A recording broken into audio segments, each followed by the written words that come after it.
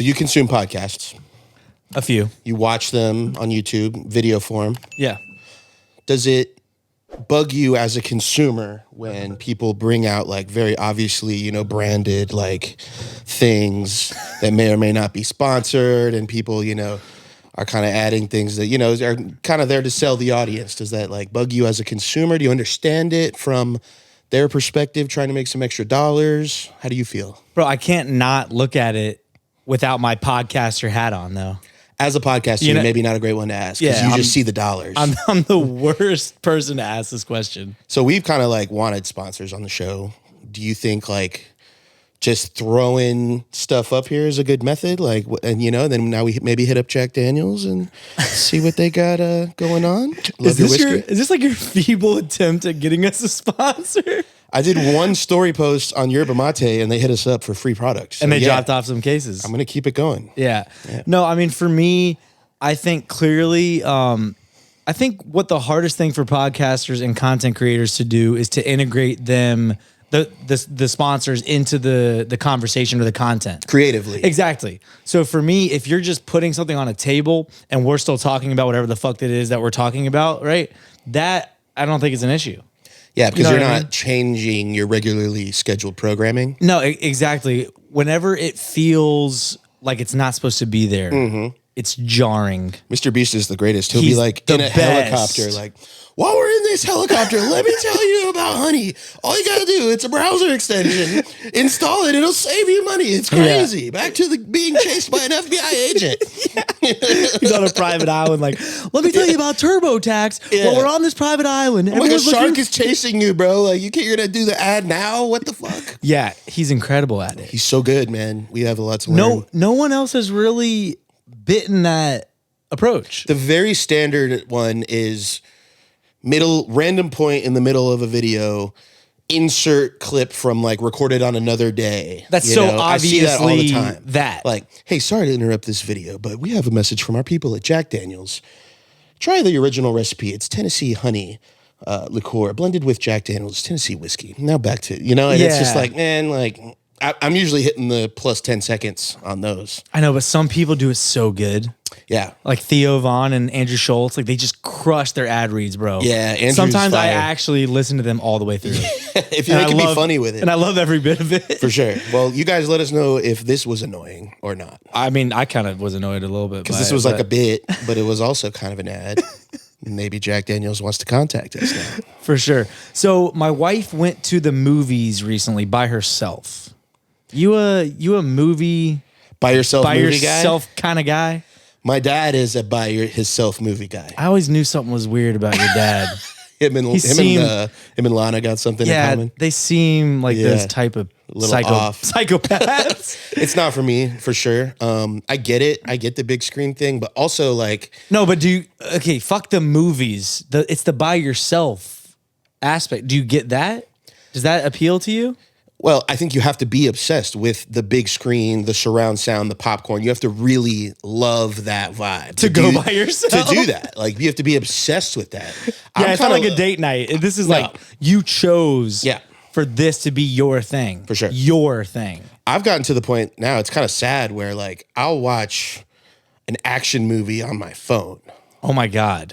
Okay, you're like a whole new type of psychopath. Movie goers and movie purists hate me. Christ. I see the BuzzFeed article. Moviegoers hate him. But like, yeah, no, that's kind of where I'm at. And like going to a restaurant by yourself, do you do that? Fuck no. Get served? Bro, like, no. I want to just take me out, right? Taking it home. Look, I've done it out of necessity. Of course, if I'm like at an airport and I, have a fucking layover, I got to go get a bite to eat, get a drink, whatever it is. I've done it. Yeah. And I make the best of it, but I'm not seeking that experience out. Yeah. And I think actually, I wish that I could.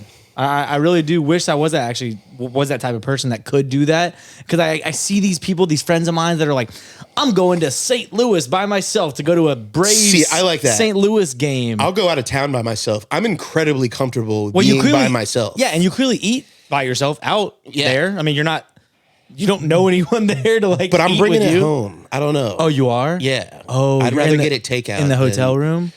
Or no, well, I mean, if you go out of state, bro, are you eating at the restaurant by yourself?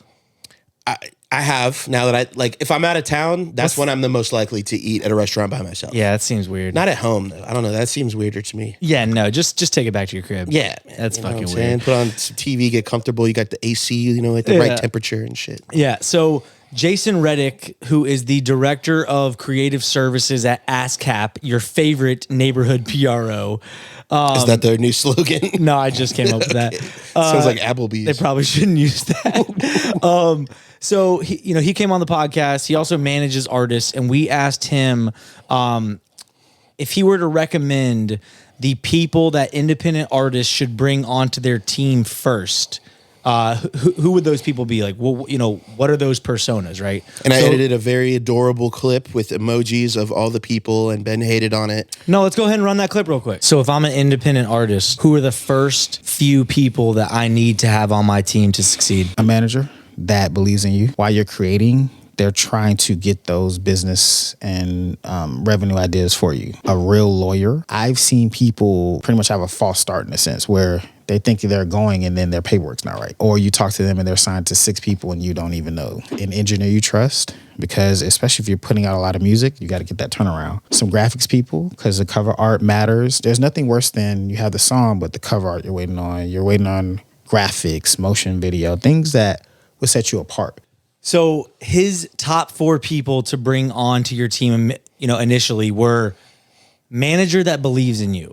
Okay, so he wasn't saying go get a manager that's got an A-list artist on their roster, right? He was saying that it's super important for you to have a manager that's going to go to bat for you, that's going to work their ass off, who believes in you. You need someone that's like begging you to be your manager. You know what I mean? Like, yes. Almost. Not the opposite. Not the opposite. Right? And then he said an engineer. Yep. Or no, a lawyer was number 2, excuse me. Uh-huh. So then he said a lawyer. We'll dive into that in a second. Then he said an engineer, and then he said a graphics person, right? Yes. So we wanted to bring our top 3 people that you and I collectively decided were the most important. And we agreed agreed on this, and we never agree on anything, this is amazing. This is like, normally this would be a back and forth, like here's my 3, here's Ben's 3. We kind of agreed on this. So this is like the one more time official recommendation for independent artists right now. Yeah, it felt somewhat like it was very harmonious. It was. It was spiritual. I said one, and you were like, yeah, and then you said one, and I was like, yeah. Yeah, it felt weird actually agreeing I don't like a little it. bit. Yeah. So Get we back won't to disagreeing after this. We won't do it again. But so ours were a producer. I can't believe Jason didn't say producer. He didn't say producer. So ours were producer, engineer, and then a visual content coordinator character, right? Someone to help you pump out content, man. Yeah. It can't be you can't undervalue the just content. Yep. Quantity and quality of content is so important today, clearly. So let's unpack them. Why did you want to pick producer first? As a guy that's, produced a couple records. You have. Check out his catalog. Possibly a little biased, for sure. But sure, we live in a day where there are YouTube-type beats. There's beat stars. There are people advertising beats. There's people sending out free beats. There's all types of stuff like that. But I think what he said about graphics person was standing out. To me, locking in with a producer is something that will help you stand out on the actual music side, which to me is incredibly important these days. There's a lot of music that sounds like other music. There's so much music that sounds like other music. And a lot of it is a result of usually just one person, making a song. No other ideas were going into it. No other opinions were had. It was one person's vision. You can't overstate how important it is to have another person that's really there with you to see the song through, be there for every step of it. Sure, they can make the beat, but not even just that. Like, they can be there when you're recording. They can have ideas in the vocal recording process. Post-production, like, too many people are finishing songs after the vocals are cut. We need to be doing post-production. Like, that's when the fun begins. When the vocals are recorded on the beat, to me, the song's like 70% done. Yeah, it's crazy because you and I, even though we decided what our top 3 were, we didn't actually dive into why. Yeah. Yeah, so I'm hearing it and I'm like, oh my God, this episode will go down in history as us agreeing. Yes. Because I think what you're saying about the collaborator in the producer. It's almost like fuck calling it a producer and more so like an artistic creative collaborator. Yeah. Right? It's just someone who's going to take your ideas, they're going to bring their ideas into the equation, and they're going to help create something that's innovative, fresh, and unique that doesn't necessarily sound like something that's already out. Right. It might have elements of familiarity, which is something that we talk about as being super important. You don't want to be like off the fucking wall, like so new and innovative and unique that no one has any like frame of reference to latch onto. But you do have to stand out, man, because there's 100,000 songs or some shit uploaded a day. It's insane, astronomical amount of competition out there. Yeah. So to compete for people's attention with music is harder than ever right now. Let me shout out an OMT alum too. I was mastering the new Grit project. Not also. Two is the guy. TU baby. Exclamation point. Excuse me. Yes. Yes. One of my favorite producers. I was Love mastering him. the new Grit project, and he is definitely a producer in the truest sense. Because what you're saying is really what a producer should be doing. I just think the term producer is skewed a lot these days. He produces in the truest sense. He's there with the artist when he starts the beat. He's laying down some hooks, some ideas. He has some crazy vocals, don't even sound like him. The songs are almost more his vision than the artist. And to me, that's a beautiful thing. You know, it doesn't matter whose idea it was more, but just having someone else who you can share that process with. Invaluable. Absolutely. Invaluable is the right word, right? That doesn't mean worthless. I always got confused with that and infamous versus famous. Yeah. You know, those are the two I get confused That I with. actually get. Infamous is like famous for a shady reason. Okay, well, so is invaluable like valuable for a shady reason? Yeah, and then flammable and inflammable. Yeah, that too. All right, well, yeah, let's move on from that. Okay, We're not dissecting the lost English everyone. language. Okay, retention.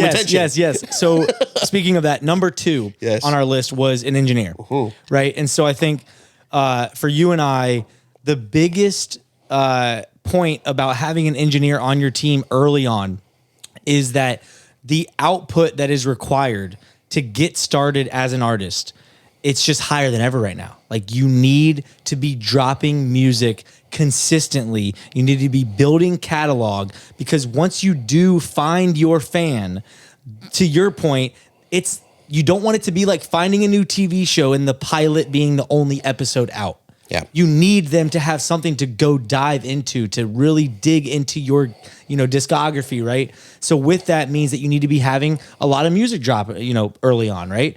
And there's going to be a lot of songs that don't get a lot of streams early on, right? And that's okay. But I think they could still get streams later. Exactly. They're out there forever. Yeah, because good songs, we've had too many examples of, people that have been on here and just people that we've seen in the industry that have dropped music years and years ago that has blown up into another fucking stratosphere, to be honest. And yes, you can learn how to record on a fucking iPhone, but it sounds like trash. It sounds like trash. And for me, it's more so, do you really want to be having to focus on the recording process while you are trying to record the best take? I think about that all the time as a producer engineer myself. Like, what would my production career look like if I didn't also just have this engineer brain that was so concerned with everything else? It's like if I was a rapper and I also needed to focus on like, how does the beat sound? How does the mix sound? Maybe I forget to think, how do the bars fucking sound? How does the song sound as a whole? Exactly. Like, the recording process these days is very technical. Yeah. And I think that if you have to consume yourself with all the technicalities that come with the recording process, you have to be, I don't know what percentage it is. Is it 1%? Is it 50% that you're losing? You got to be losing some sort of percentage of your ability to deliver as an artist, right? I mean, Yeah, that's 100%. That's definitely why. If you can get an engineer, once again, both of these people, producer and engineer, you do not need to pay them up front necessarily. If you get those two people to buy into what the fuck you got going on as an artist, they will take probably more back end than is standard, right? If you were to be paying them up front, but it might be worth it for everyone to fucking win in the end, where you guys succeed together, you come up together. We all know all the different stories out there of producers and artists coming up together. You don't hear as much about the engineers and the artists coming up, but I feel like we need that. But I've done deals as an engineer for back end for stuff I believe in, and it's just about being creative. You guys are so creative with your music. Maybe get creative with your business. Exactly. So the third and final team member that we suggest like bringing on early into your career, right, as an independent artist, is that visual content coordinator, iPhone holder, chief editing officer, whatever it is. The ideas, coming up with ideas, shooting, editing, whatever they can do, just helping you get content out, man. Because we know what it's like to be consistent with content, and it is a bitch and a half. And trying to do it on your own is just 5 bitches and a half. I don't even know. It's like 7.5 bitches. It is the definition of a grind, man. I think a lot of content creators refer to it as like the hamster wheel. Yeah. You just feel like the second that you just recorded content and either you edited it yourself or you brought on an editor to edit it, right? The second it is that you have to do it again, bro. Yeah. It's like, I feel like we literally just were sitting here like, it feels like yesterday. It wasn't yesterday. We're going to be sitting here tomorrow. We literally are. And it's a nonstop grind. And I think that having someone along for the ride of the content journey is key, man, because you're going to get burned out, bro. If you're having to come up with all the content ideas, shoot them yourself, or pay someone to shoot it, edit it yourself, or pay someone to edit, versus once again, like building that team. Like there's someone out there who's hungry and passionate about what you got going on, who believes in you, that has a visual eye or has the appetite to learn the visual side of this, artistry, business. For me, it's almost worth it to just have the person literally standing next to you while you're doing this shit. It's just like having company is almost worth it. To just be in like your room every day, trying to do all this shit, come up with the ideas, shoot it, edit it, post it. My God, I would just low key pay someone to just stand next to me and talk to me while I'm doing it. Like, am I doing this right? No, absolutely. I mean, I think the reason why you and I work so well together is exactly that too, where, I mean, bro, I don't understand how people do it on their own, man. Yeah. Podcasting, music, comedy, whatever art form that you're doing. I mean, everyone at a high level has a team. We have learned that. There's no one, even the most successful independent artist, there's a whole team behind that. Independent does not mean by yourself. For sure. Yeah. For sure. So I wanted to just, wrap up with just commenting on a couple of Jason's picks, right? So Jason picked, manager, lawyer, engineer, and graphics, visual person. So let's take the graphics visual person. That's kind of what we're describing. They need to be, kind of creative and able to produce content, whether that's graphic or visual content. Something to make people stop scrolling and look at you and check you out. Exactly. Engineer, we agreed on that. He had some good points about that. Manager and lawyer, though, I did want to just kind of comment on those two picks. Yeah. I feel like I already know you have something to say about manager. I have something for lawyer. Let's hear yours about the lawyer. Let me pop it off. Yeah. So just to add, even just from a broader perspective on this whole thing, basically every job that is required for you to blow up as an artist in 2023, you can pretty much learn how to do it on YouTube. If you really wanted to, if you had the hustle of if you were the ultimate hustler, right? And you really wanted to go out and get it, and you wanted to learn how to make your beats, record yourself, mix it, make it sound good, get it out to the world, create opportunities for yourself. You can basically do everything yourself. So really, I think the most important person is the person that's going to do the job that you least want to do. So that'll be different for everybody. Some people might love making their own beats and they love crafting their own sound, and that's great.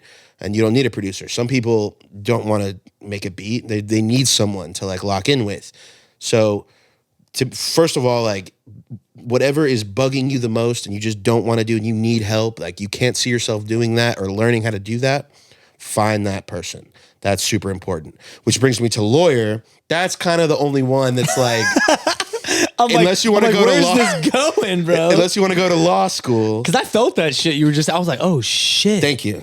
I meant that. For real. Don't do the shit you don't want to do. It's the shit you don't want to do. Like Yeah. that's companies, you should be hiring for the jobs that you want to do the least. That's why we have editors. But the lawyer. The lawyer is tough because no, you're not probably going to just, I'll just be my own lawyer. I'm going to go to law school. That's a big commitment. But you know what the good news is? You don't need a lawyer till You might way not later. need a lawyer until, but the whole argument for lawyers is that they are plugged up a lot of times. It's true. So that's everyone's caveat to like, oh, you don't just need a lawyer when you have a deal on the table. They're going to create opportunities for you. And like, I get that, but I just, shout out to Jason, but I really do think that's kind of, It's lower on the list for me. it's a follow up. Yeah. It's a let's get this shit popping a little bit. Yeah. So the lawyer, even if they're super plugged up, If you are about to be like industry plant, I'm about to go. They're putting me on. I'm in every room all of a sudden. get your fucking Give lawyer. me a lawyer, man. Get But yeah, if you're on the independent grind and you don't have like crazy plugs like that, probably don't need a lawyer just yet. Just build that little thing at least, like that little buzz that you need to even have anyone be able to go make moves for you, right? And then maybe find yourself a lawyer that's willing to work on, once again, a percentage of your shit, right? Like Absolutely. Independent artists, if you don't have the bread to come out of pocket for a lot of this stuff, you are going to have to be breaking off percentages. Yes. And that just There it is. that is what it is. Let's hear about the manager. But yeah, the manager, man, I think the way that he phrased it was, I think, very perfect, right? Someone that believes in you. Someone that believes in you. Everyone, all these artists, we've talked to super managers, Grammy nominated, Grammy winning, platinum managers, whatever accolades you can think of. We're not just two white guys talking out of our asses. No, like this is We've all interviewed so many people that know what the fuck they're talking about. Yes, we're Instagram commenters. We're just regurgitating shit at this point. Jesus. Right? And so I think that those super managers get approached all the time. Hey, will you manage me? Hey, will you manage me? Hey, will you manage me? Whatever. And I think that that's the wrong way to go about it, because even if they took you on as a client, which they won't even open your fucking DM most likely. Let's say they did though. You're not their priority. They're not gonna work hard for you, right? They've got bigger fish to fry. They've got their own shit that they already have going on, which is why you approached them in the first place. Yes. They didn't come to you. You went to them because you saw what they had going on, right? So I think that it's key that if you do want to bring a manager on, and manager is such a nebulous term at this point, especially when we're talking about There's no people- qualifications required. There's that, and then also if you don't actually have something to manage in the early stages, that manager is really just like your right-hand man or woman, right? They're 20% just, of nothing is nothing. yeah, but they're going to be the ones that are trying to figure this shit out, man. I think that was the point he was trying to make, is find someone who's willing to figure this shit out with you. And then I want to even flip that. Instead of find someone who believes in you, a wise man once said, your manager should find you. Who said that? Someone on Instagram probably a long time ago. I read it somewhere. But, Shout out to them. but it's real. Like, the right person will approach you and say, oh my God, I'm obsessed with what you're doing. Your look, your sound is so dope. I think you could be huge, and I am willing to work my ass off for 20% of the money that you make. Absolutely. Yeah. Well, until next week, Henry, what are we doing? Drinking Jack. Tennessee honey whiskey. Until next week. And also getting out of here. Getting the fuck out of here. Please Bye-bye. like, comment, and subscribe. It means the world to us. We love y'all. Peace. Pop that shit like one more time. They pop that one more time. Pop that shit like one more time. They pop that one more time.